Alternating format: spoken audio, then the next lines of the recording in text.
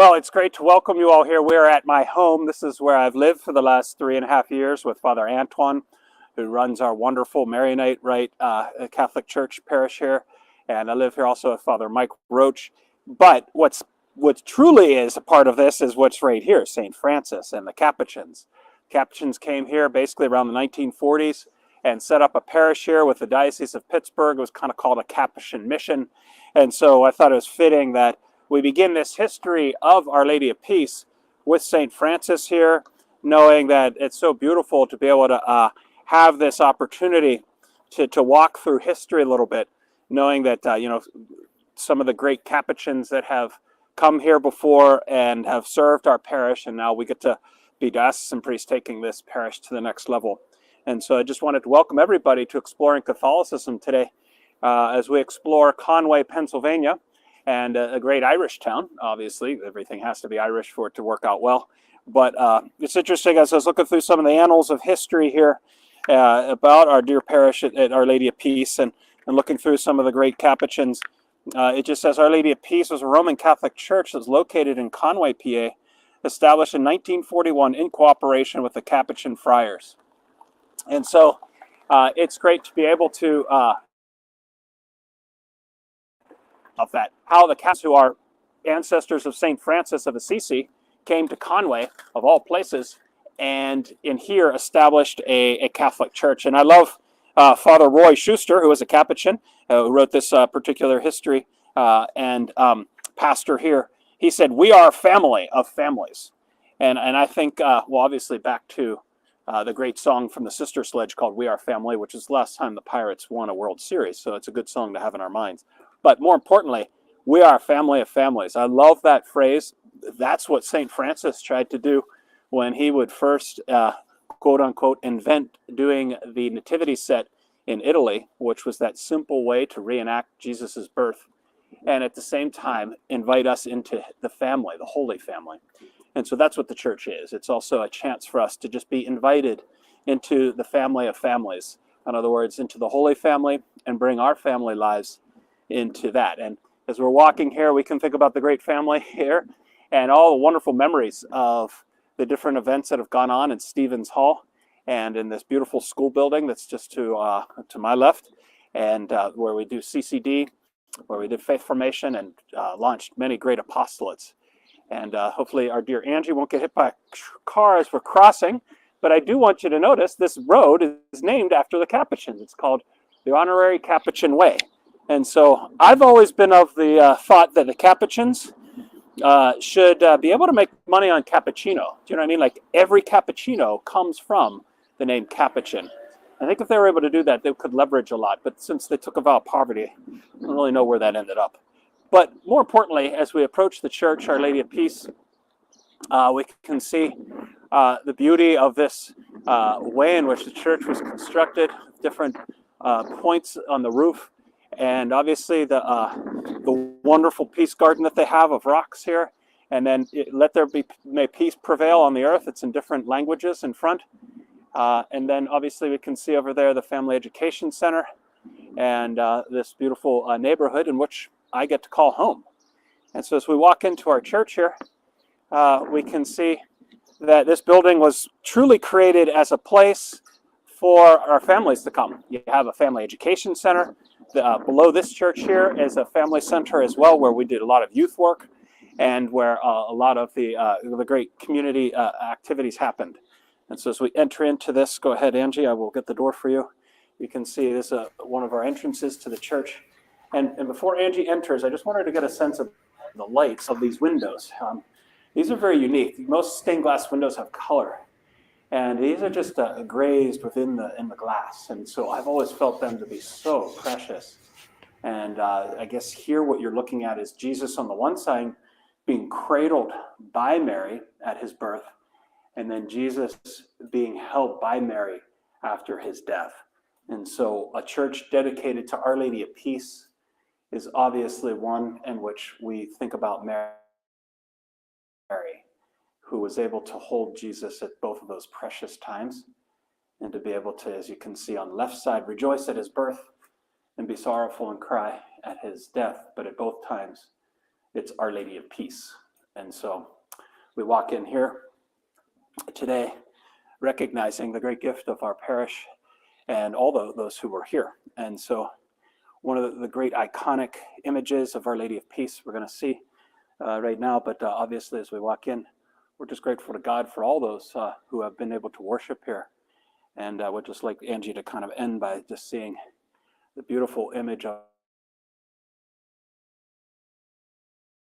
Our Lady and can see there. And so with that, we'll continue our show.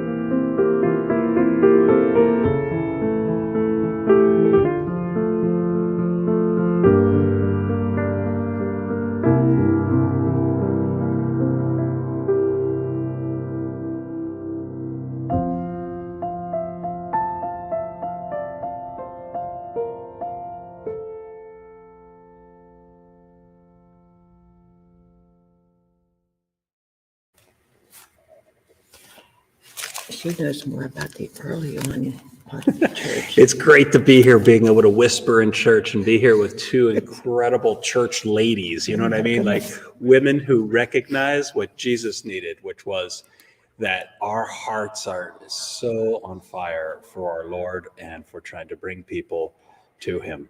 So I'm really honored to have you both here with us today. Thank you for being here. Dorothy, why don't you just introduce yourself a little bit?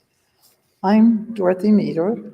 I have been a member of Our Lady of Peace since it began in 1941. I was 8 years old in 1941. I'm 88 now, so. We weren't going to ask age, but that's okay. Jane, why don't you introduce yourself? Okay, I'm Jane Harlan, and I joined the church in 1961. I became a member in 1961. However, we had come to masses before that. And Jane, sticking with you, can you talk a little about your family background? How many children you have, grandchildren? We'll talk a little about your family so people can get to know a little bit about your family. I feel like one of the things that I've recognized about Our Lady of Peace, and it says it in its yearbook, it's a family of families. Yes. And so to understand your family is understand the bigger picture of Our Lady of Peace. Well, we had 7 children, and along came 21 grandchildren. And then there were 20 great-grandchildren. And Most of them, they received all their sacraments here at Our Lady of Peace, including marriage. So what's it like for a mom to see a child married and then your grandchild follows suit in the faith? What's that like for you? Oh, it's wonderful. It's just,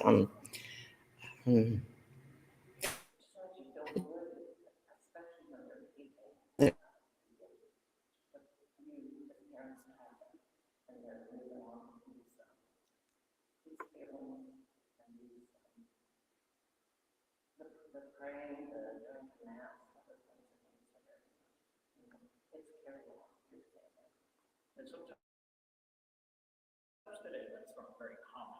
When you look back at your experience, you felt maybe from your mom, or what you got from like your family, when you look back on the experience of that, what is it that you think that your mom gave you that you were able to pass on to those who you love? oh boy, my mom was a very special lady. My father was not Catholic. And then when they married, he became Catholic. But my mom was always Catholic. My mom had very little, growing up as a child. Even after getting married, she never had a very good life, but she always kept her religion. She was Catholic through and through, and taught us children to believe in God. And she's pretty much made me who I am today, as my mom. Yeah, you comment that she didn't have an easy life, right? No. And we're now filming this in a time when Jesus's life was incredibly challenging and probably the most sacrifice ever in the history of the world. And really, I think sometimes we can think that our faith is like an aspirin. If we believe, then we won't have pain. But really, it's not true. It's because of our faith that we can endure the pain because it gives purpose. Do you think that's what your mom was able to do? Absolutely, yes. And our faith has brought us through so many things. As a child, through my married life, losing my husband, raising the children, raising the grandchildren, seeing the all the things that they're going through today is tough. It's tough. Dorothy, can you talk a little about your family background and how Our Sure. Lady of Peace was a part of that? Sure. I was born in Ambridge. My parents moved to Conway when I was about 6 years old. And I went to Conway School up to ninth grade, and then went to Freedom High School and graduated from there. And then went into nursing school, graduated from Swickley in 1954. However, my parents were both Catholic. All my grandparents were Catholic. All four grandparents came over from Europe, from Poland and from Germany and Hungary. And they made a good life here. They worked hard. My grandfather was in the coal mines, and my other grandfather was worked on the railroad. And my father was born in Conway, and he died in the same room of the same house that he was born in. What's the address? 1609 Second Avenue. And but I had a good life. My father worked hard. He was a machinist in Ambridge at H.H. Robertson, and he worked a lot of Sundays. We didn't always get to Mass because we only had one car in those days. We're lucky to have a car. A lot of people didn't even have a car in those days. And so it wasn't until we had our church here in Conway that we were able to get to Mass. And then when the church came to the storeroom down on First Avenue, our home was only a block away, and we could walk to church. So that made it a lot easier. I have a brother. I had a brother. He's since passed away, and two sisters. And we got along very well. We went to church, and my mother insisted upon that, of course. And then after I graduated from nursing school, I started to work at Rochester Hospital. And then my husband and I were married in August of '56. I was told that we were the second ones married in what is now Stevens Hall. And we raised our children. My husband was very staunch Catholic, and he probably pushed them more than I did. And he and I, he had all his sacraments here, and so as I did, and our children had all their sacraments with Our Lady of Peace. 2 of them were married from this church, and my grandchildren. I had the 3 children and 7 grandchildren and 2 great grandchildren. So. You know, you touch on something earlier on in the history, which is, I think, something that a lot of us relate to, is that our families came from Europe. And I know your granddaughter loves to make those famous Ukrainian eggs that she paints. I still don't know how she does that, but you can see these traditions that were brought over from a quote unquote old country. And obviously it goes full circle today when you see that just the awful devastation going on in our communities in Ukraine for no reason whatsoever, and just that awful violence from Putin. And it's interesting that we're in a church dedicated to Our Lady of Peace. But I mention that because a lot of times our families came over because of the violence or just the lack of an ability to raise a family in a stable environment. No jobs. Right, and no jobs.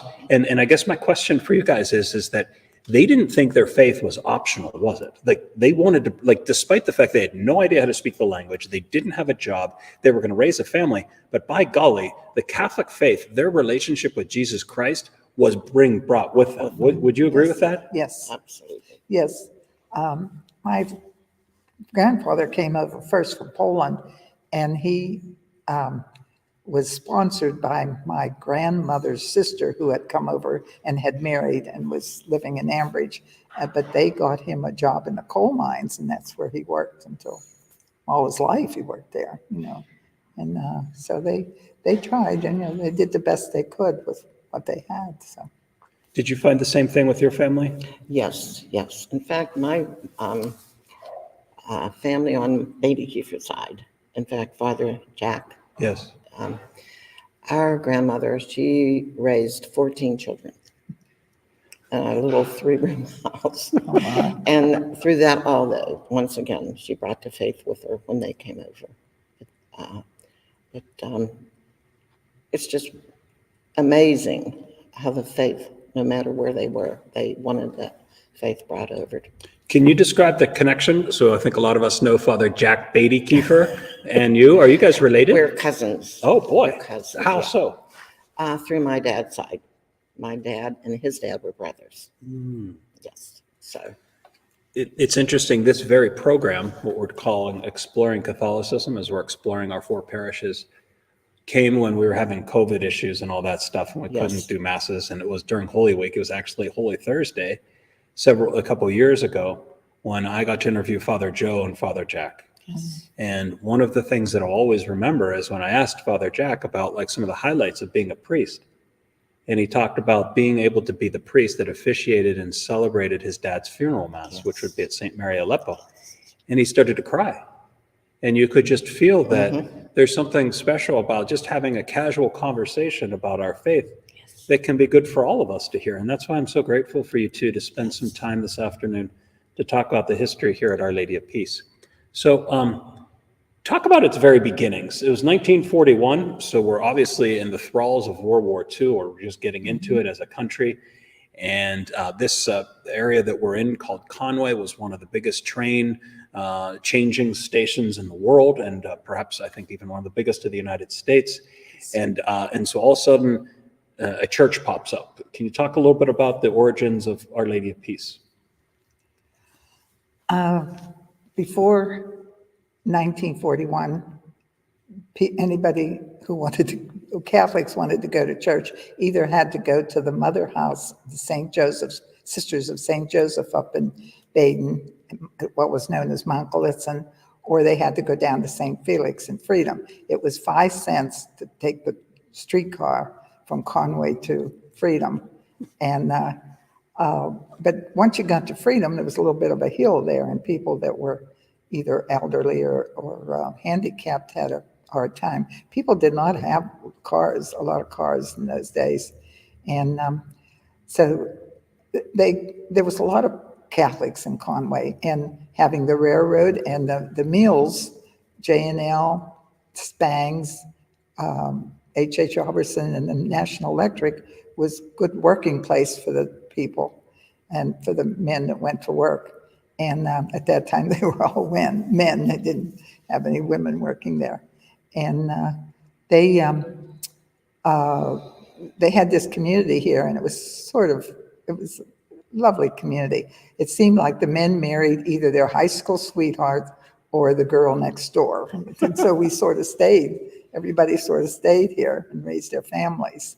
And then they got together and decided that they needed a church in Conway. And so a committee decided to go, they contacted for an appointment with the diocese.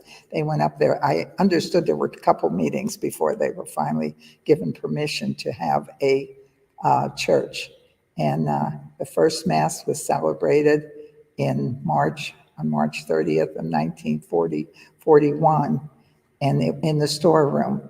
Once they were permitted to have a church, they didn't know where they were going to have it. And the storeroom was available. Talk to us about the storeroom. What does that mean? Is this like a place where you'd buy shoes and, No, it was clothing? a gentleman, Mr. Stein. Who was Jewish, right? Yes, he was Jewish. I love this. And he and his wife were in business. She had a little store on 2nd Avenue that sold mostly women's articles. And then he was in business too. And so the storeroom was vacant at that time, although he had rented the upstairs to people. And so he let them rent it. And I still have, in my mind's eye, I can see that place. At first it was a storeroom, what else can I say? And they said at times when they would flush a commodes upstairs, water would fall and come down the side of the walls. And so they put up drapes on either side of the altar. And my brother was an altar boy later, and he said sometimes when they would go in to serve Mass, his vestments were damp. Oh. And so and the women worked so hard once we were given permission to have the church there. They worked so hard. They scrubbed the floors and the walls and did everything they could to make it a place to have God's house, Jesus's house.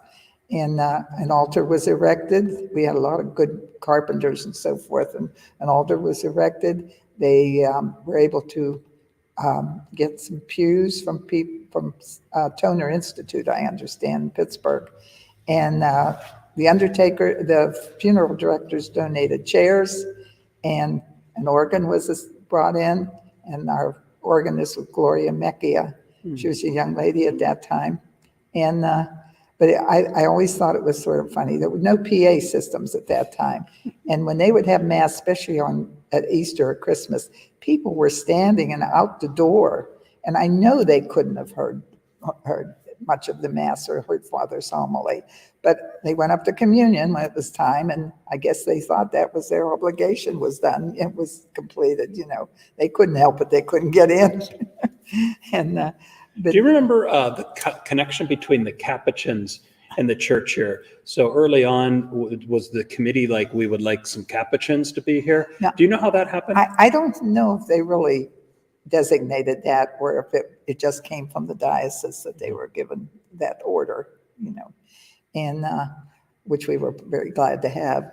And Father Herbert Schild was such a nice man. He loved the children. We would have catechism, as it was called then, in the Croatian Hall on 2nd Avenue on Sundays after Mass. And we had lay teachers. Most of them were young women. And he would come, and he just loved the kids. He would circulate among us. And if you ask you a question, if you got the answer right, he'd give you a holy card or a medal or something. And then he also noticed that there was such a multitude of women, I guess you could say, who were so active in the church, wanted to be active in the church, that he decided that they should have a organization of their own. So they began the Christian Mothers. And my mother-in-law, who's now deceased, of course, was the first president. What was her name?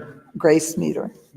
And then the following year, or shortly after that, they joined the Confraternity of Christian Mothers. And that's what it's been ever since. And just pause there. So part of the mission of the Capuchins, which is why it's interesting to hear about the Christian mothers, is they are the founders of that. So that comes from this Franciscan influence of trying to create parishes which feel like family of families. And obviously, it's impossible to have a family unless you have a mom. And so he realized that. It's an interesting insight that your mom, right? Mother-in-law was the first Christian mother, and how important that relationship is. Why do you think that was so important at the beginning, to have a group of mothers that could come together and be together?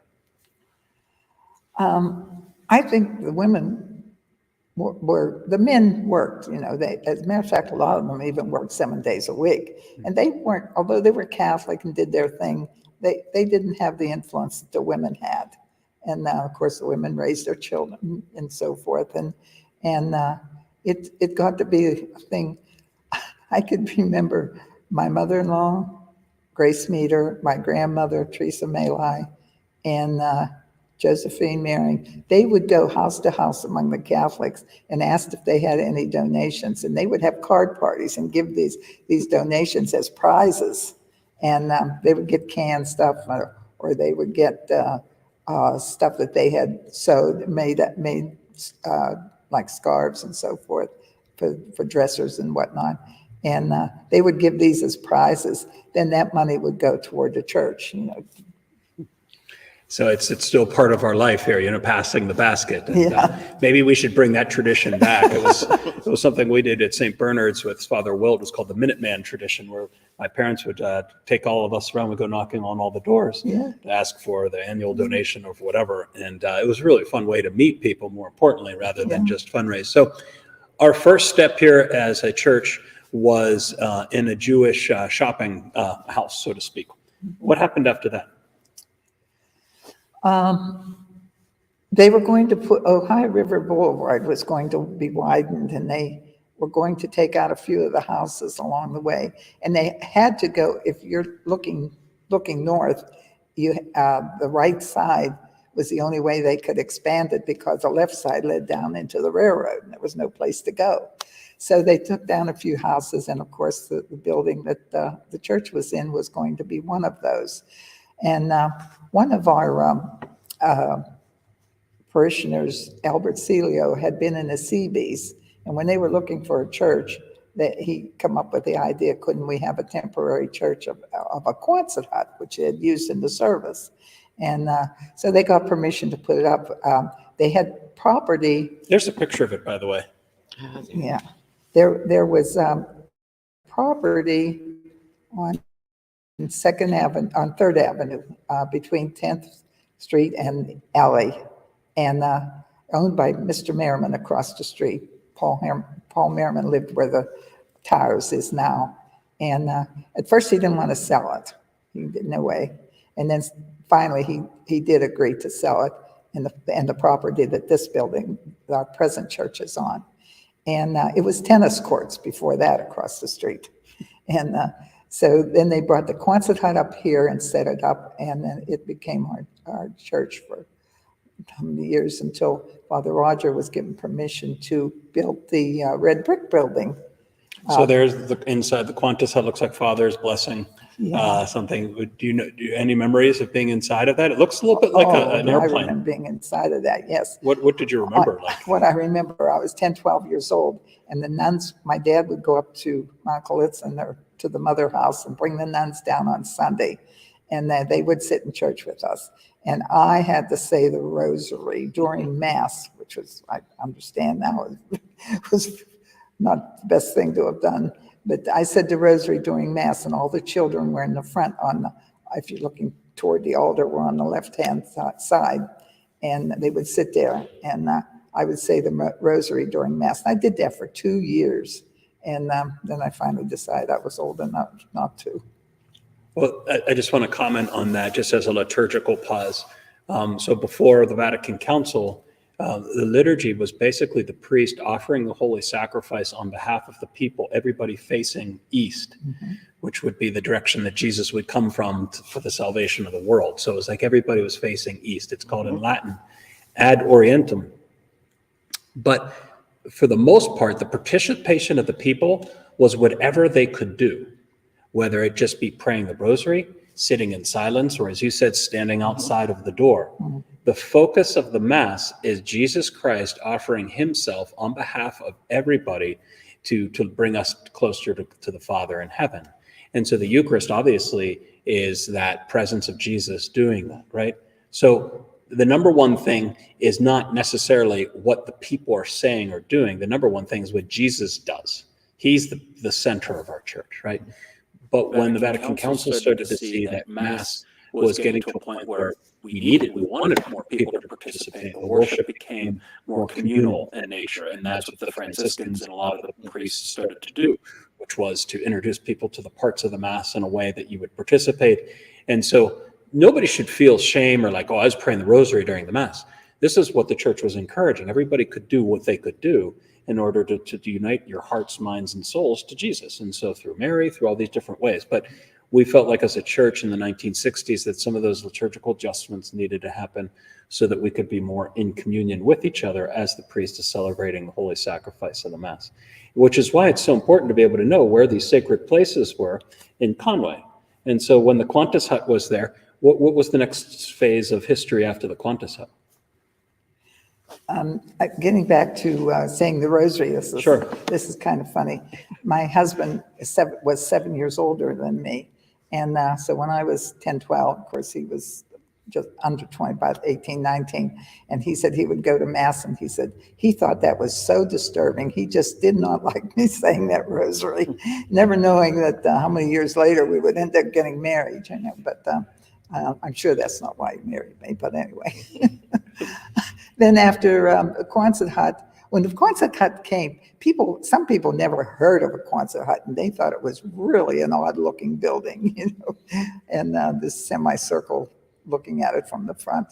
And then when Father Roger was given permission to build the red brick building, and they did so, and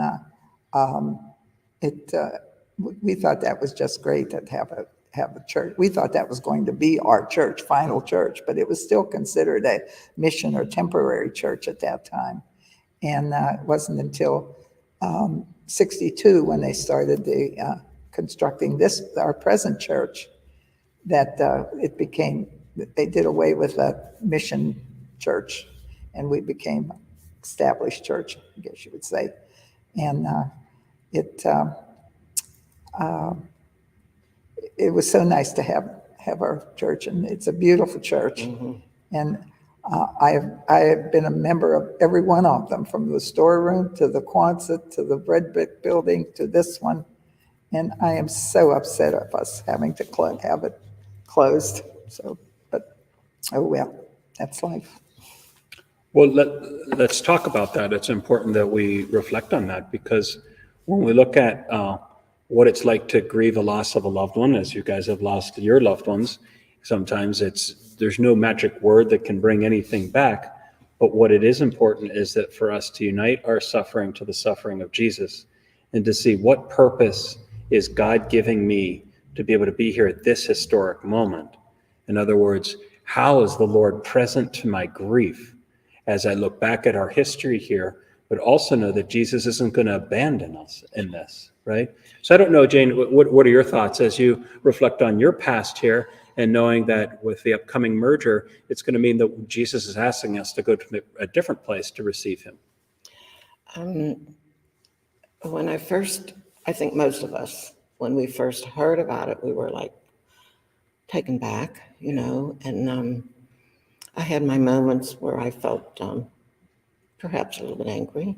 Mm-hmm. But then as time went on, talking to other parishioners, friends of mine, being a member of the Christian Mothers, knowing that we would be merging also as Christian Mothers, it became a little bit easier.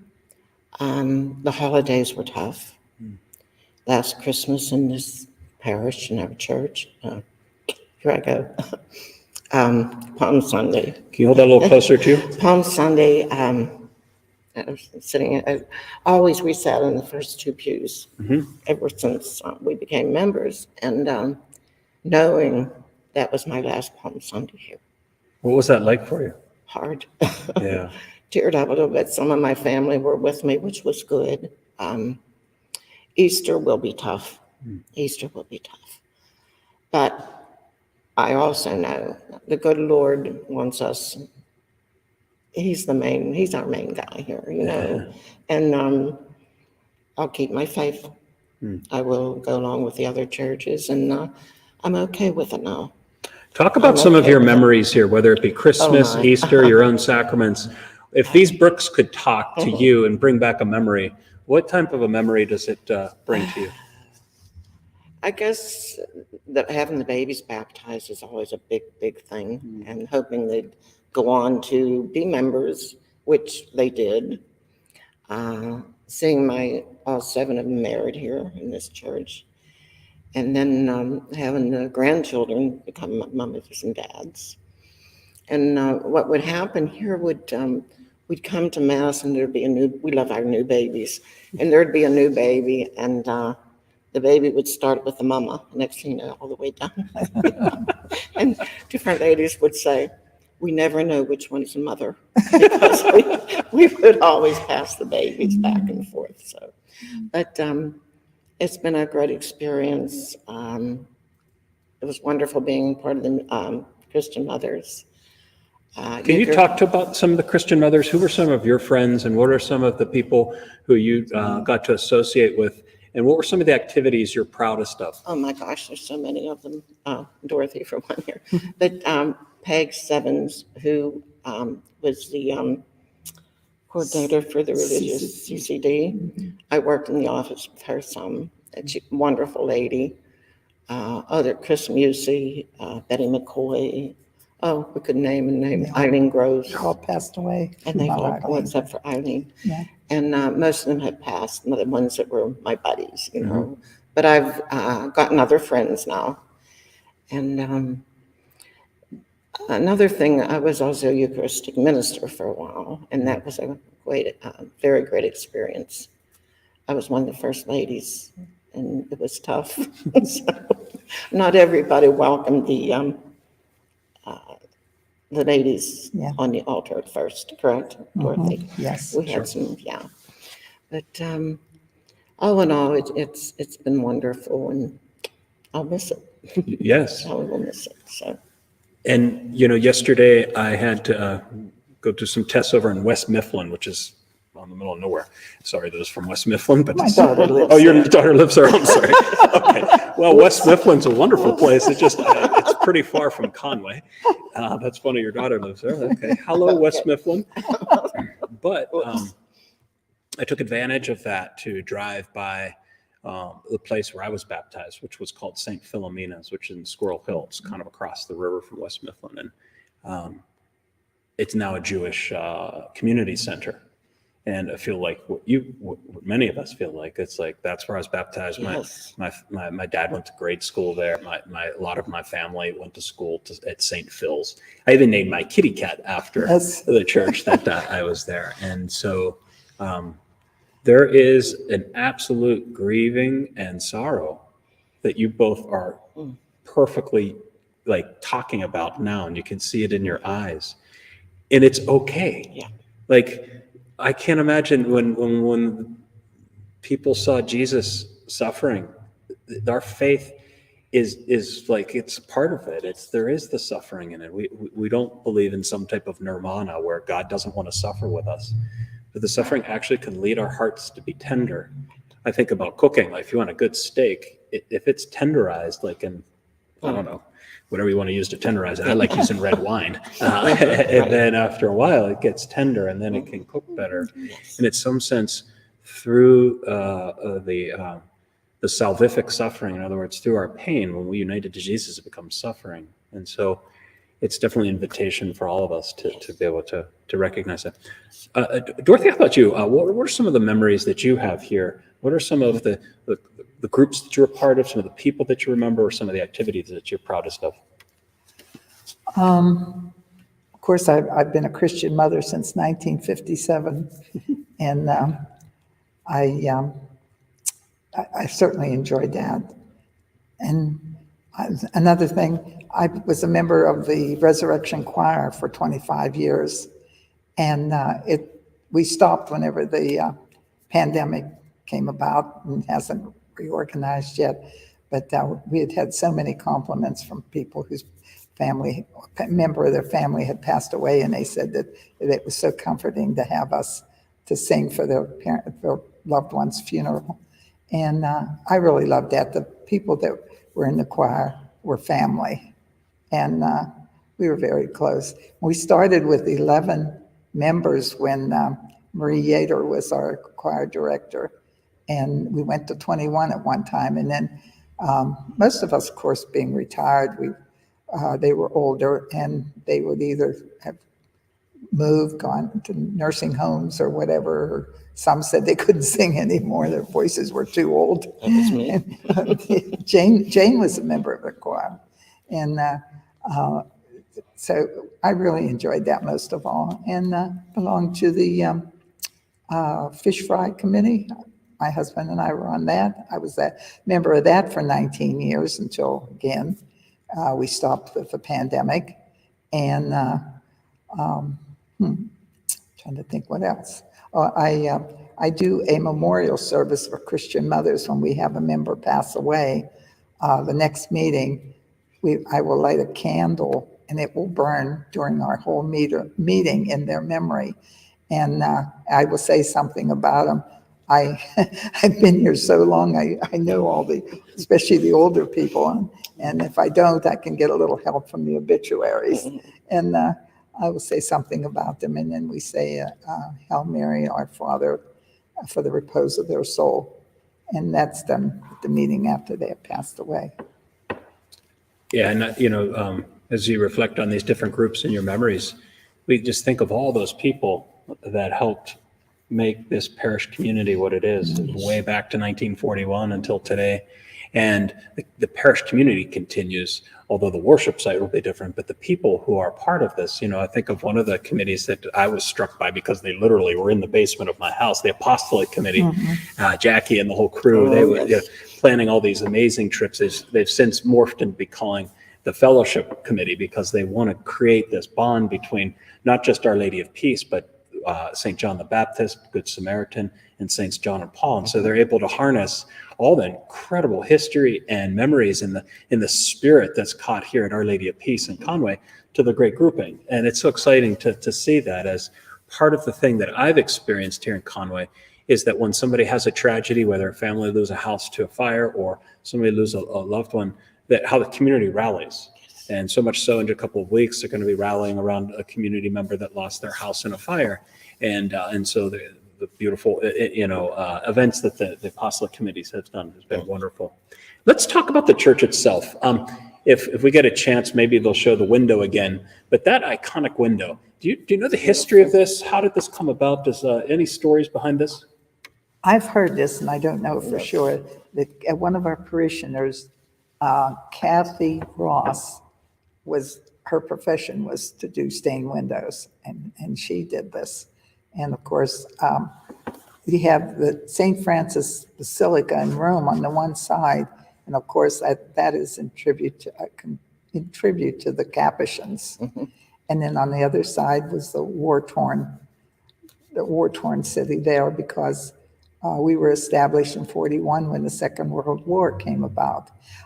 Getting back to the name of Our Lady of Peace, when it was established, they had a bunch of saints' names, and couldn't come up with a name. And it wasn't until, of course, the war was declared in December of 1941. Somehow somebody came up with Our Lady of Peace, and it really hit the target. Everybody loved the name of Our Lady of Peace. Yeah, and if you look in the window there, if you zoom in right below her feet, that's actually a picture of St. Francis's Church in Assisi, which is in Italy, which is so powerful. And obviously the Capuchin's roots are Franciscan. And then, as you're saying, on the left and the right are those worn-torn communities. Yes. But as you pan back, you obviously see the presence of Mary.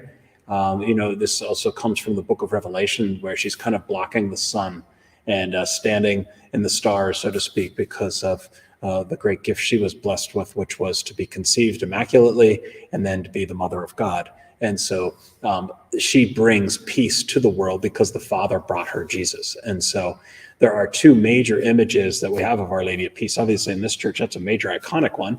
If our nifty-difty cameraman turns to his left and looks up to a window that is right near the actual altar, and up to the right of it there, you'll see an image of Mary holding baby Jesus.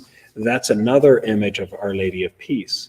And it's interesting because it was a man in Europe who was going through a rough time, was given this special type of image, and then he would end up getting married, and it's just this crazy story. And finally, his grandson would have this miraculous image of Mary holding baby Jesus, and that guy ended up becoming a Capuchin priest. And so one of the original images of Our Lady of Peace is an experience of a Capuchin in Europe because his grandfather gave him this at a tough time. And it's kind of this miraculous image of Mary holding baby Jesus, which is obviously the Prince of Peace. And I thought it was kind of interesting how the Capuchins, harnessing that part of their history, were able to bring that into the very name of our building. And one of the things that I love about Our Lady of Peace is celebrating Christmas here. And just the way in which the decor and the music and the joy, and you can see, well, you know, as 1941 December was when the war started, well, Christmas would have been celebrated in 1941, and how we needed Our Lady of Peace, and so important to be able to guard those traditions for us, right? So as you guys look back at some of the history in this church, what are some of the other things that you all enjoy? I mean, I just chose two images here. As you look around here, you know, there's the Holy Family back there. There's the image of Jesus behind us. What are some of the images as you sit in the pews that you always remember? I can remember when they had the statues in the church per se, and they took those out, but that it was always nice. They had one of the Blessed Mother, and when women were married, they would after the ceremony they would take their little bouquet of flowers over to the Blessed Mother and say a few prayers in front of the Blessed Mother. Yes. Do you think anything else you say? I think when the new crucifix of Christ, the new crucifix of Christ was put up there, my first impression, I mean, it's beautiful, but I still was surprised that it was the not resurrection of Christ. You know, but it is very beautiful. But it was to me, it was a little bit surprising at first. But that's the first I've ever been to a church that had moved. So, but it is very beautiful. So.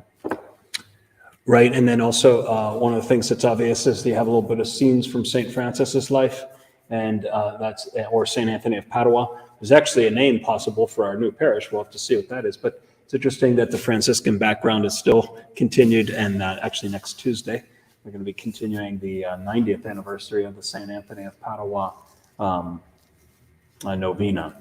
And so, you know, like part of the tradition of the Franciscan way is one of the windows has the arms crossing, which is that fellowship.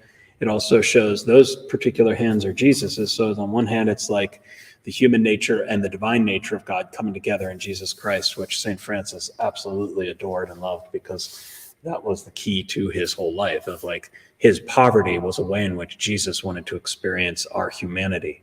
And so it's as if God's attracted to poverty, because that's how his divinity decided to come into our humanity. And St. Francis felt that particular aspect of the gospel is what he wanted to underline it in bold. Mm-hmm. So that was a really beautiful way of doing that. I'm curious to know some of the names of the priests that you all remember. Being today Holy Thursday, what are some of the priests that you recall, or maybe some priests who married you or had influence in Our Lady of Peace? Could you talk a little about some of the priests? Sure. Father Herbert was the first. Schild was the first one here, and he was a very loving priest, but he wasn't here that long. And then we got Father Guy Golden, very good-looking man. All the ladies were in love with Father Guy. And he was very personable. And then Father Alphonse, he was sort of a big guy, and I didn't have too much association with him for some reason. And then let's see, Father Roger, He was here when the Quonset hut was there and was responsible for the red brick building. And he left here August 1st of 1956, and my husband and I were to be married August 25th, and we had had no instruction. My husband worked shifts on the railroad, and I worked shifts at the hospital. So Father Rogers says, I'll leave it up to the next priest. So August 1st, Father Luke Stevens came, and he gave us our instruction when we were able to get together with him. The funny thing had happened when, for some reason, my husband saw a paper on his desk, and here they had my sister's name down as my husband marrying my sister. Fortunately, before the banns were published, we had that corrected. And Luke didn't know any of us at that time, but he was here for a long time. He was great. And he was, I guess he was sent here to build the present church, because he had built a church in St. Mary's in Harmony. Do you remember Father Luke? Oh, yes. What memories do you have, Jane? Father Luke really is the first one that talked me into becoming a Christian mother. We were together one time, and he came over to me, and I said, he asked me why I did not join, and I said, very hard, we only had one car. My husband worked shifts. I had 7 kids. But he said, well, what if we would get you a babysitter? Do you think you could join the Christian Mothers? But eventually, through help with some of my friends, they ended up watching the kiddos, and I was able to join. So, but he was a wonderful guy, Father Luke. And all of these priests were Capuchins, right? Yes. And so Father Luke, and then do you remember who was after that? Father Bob, was Father Bob next? I think was Father Bob next? I think he was. Okay. Father Bob was not a Capuchin. Okay, so was he Father one Bob of the first non-Capuchin priests? Yes. Okay. And that was strange to us. Yeah, what happened? How did that feel? What happened there? Do you know? I don't know. I always felt the Capuchins were such a loving order.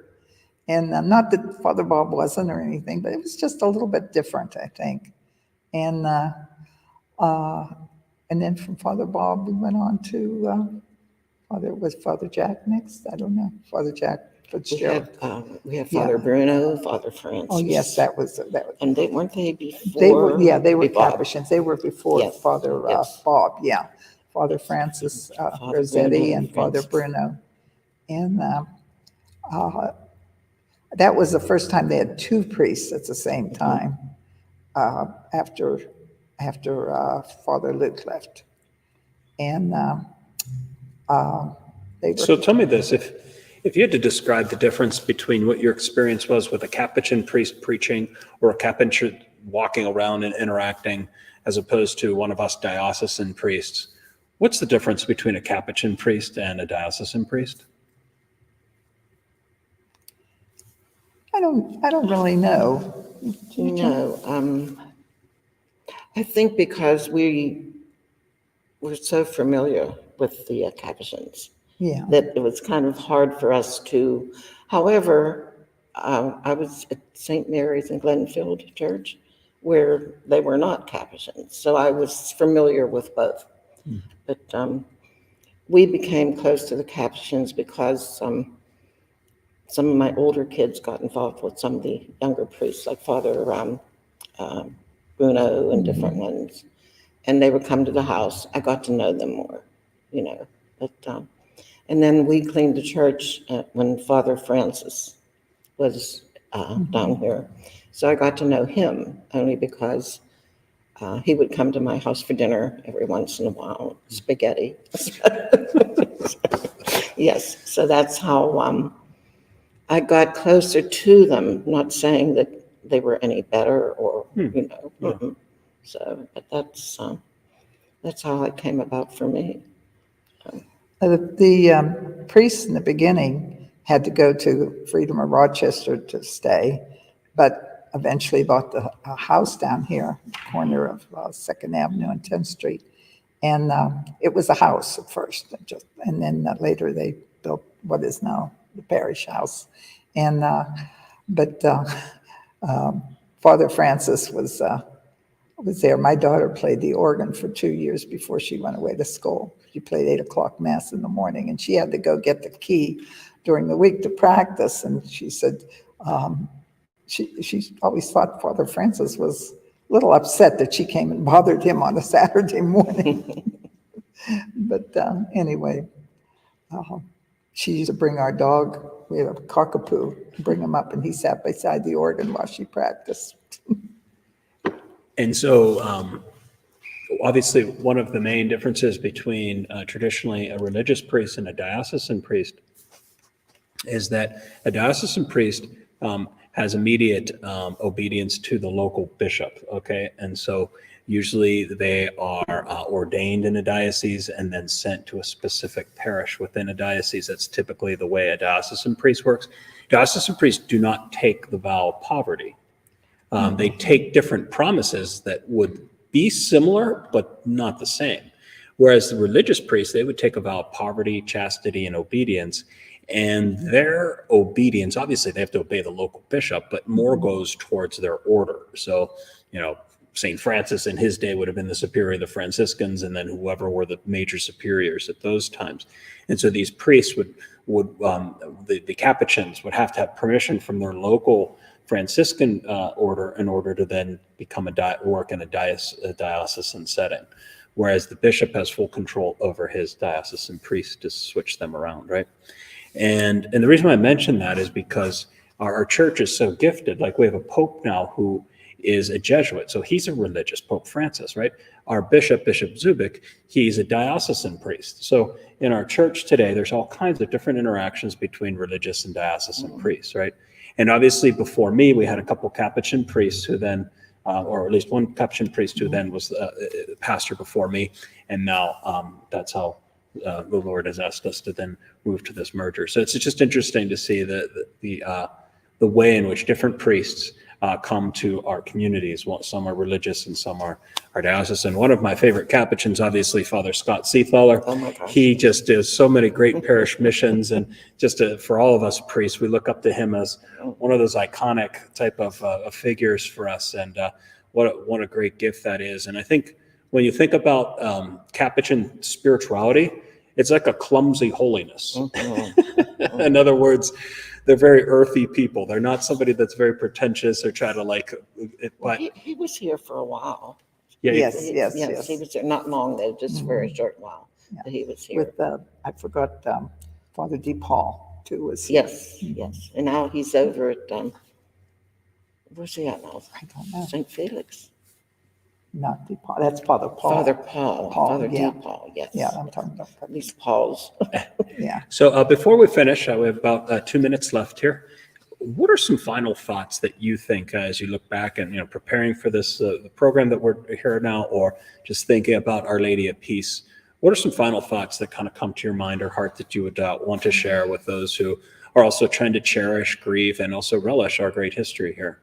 As I sit here, and just cut me off when you're ready, I just think about, I've only been here for 3.5 years, and it's so nice to be able to walk from my house into the church here and be able to see that beautiful image of Our Lady. And whenever I celebrate Mass, to see that Mary is warmly shining upon me. Yes. Oh my gosh. Especially when the sun shines. Oh, the 4 o'clock Mass sunshine, you can't beat that. Yeah. Right. Yeah. So I don't know. How about you all? What do you feel like, Jane?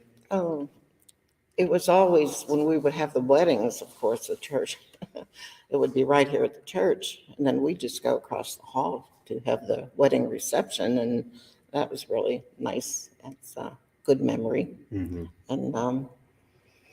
And I guess we all have to be brave and go forward, and it'll be good. It will be good. So, Dorothy, do you have any final? I don't know. This is the only church I've ever known, and it's going to be difficult to get adjusted to another church. And but it'll come with time. And so I just want to be buried from this church because all my family was. I hope it's still here by the time I die. So I guess I shouldn't have to live too long so I can share them. So no, it's been a wonderful church to have belonged to. So Yeah, you mentioned, especially during these days, when we think about the death and resurrection of Jesus Christ, there's this Capuchin church in Rome, which is made of bones. And in the church, the bones, this is near the Piazza Barberini, and it's a very eerie place to go because it's a chapel made of bones. Goodness gracious. And you get to the end of it, and the bones basically are talking to you, and there's this little note there that says, "What you are, we were. Yeah, What we are, you will become." yeah. And it's That's a true. very good reminder that the Capuchins and a lot of religious have, which is that someday we're going to take our last breath. And the question we have to ask ourselves is not what address did we worship at, is did we let Jesus Christ save us, rescue us? And this is the time of rescue. When we feel suffering, when we feel isolated, when we feel our weakness, our sinfulness, when we feel the violence of the world overcoming us, this is the time where we need Our Lady of Peace to send her son Jesus to us, to rescue us from the turmoil that's going on in our hearts. And so it's interesting that we started this journey in front of my house with these yellow flowers growing up around St. Francis, and we finish here knowing that God continues to flourish his grace in our hearts through the love of Jesus Christ. And so my prayer, and obviously our thoughts for everybody, is that when we think about the bricks of this building, we think about the history that we just walked through and exploring, we realize that this history is a sign of God's victory in our hearts, in our families, and all those who got to be close to Jesus Christ. Because without Jesus Christ, we finish with death as the last word. But because of Jesus Christ, death is just simply a tunnel into the goal of all life, which is to get to heaven. And so we praise God for the gifts, the blessings, for all the cherished memories and people that were here at Our Lady of Peace. And praise God for you two to be here today, to be able to share that with us. And let's just end with a blessing. The Lord be with you. And with your spirit, Almighty God, we just thank you. And we ask you to be with all of us who grieve the loss of peace, to give us her peace in this grief that we can feel. We want our tears to flow with the tear of Jesus on the cross. And we thank you for all those who made this church possible, all the priests, all the nuns, all the great memories, all the people, all the families, all the mothers, the fathers, all the sacraments, everything that went on here. Continue to allow that to just grow and flourish as we walk forward into this merger. And we ask for the blessing of Our Lady of Peace and of Almighty God, in the name of the Father, the Son, and the Holy Spirit. Amen. Amen. Our Lady of Peace, pray for us. Definitely.